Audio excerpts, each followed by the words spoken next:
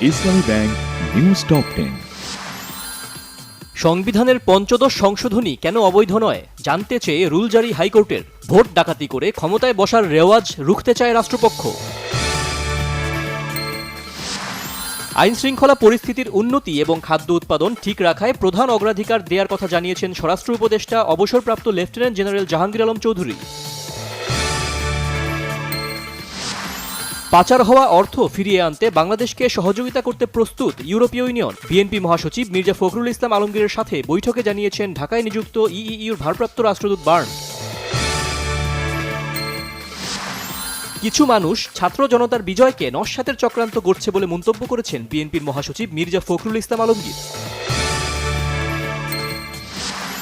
অপসারণ করা হয়েছে দেশের 495টি উপজেলা পরিষদ চেয়ারম্যান, 323টি পৌরসভার মেয়র ও 60 জেলা পরিষদ চেয়ারম্যানকে।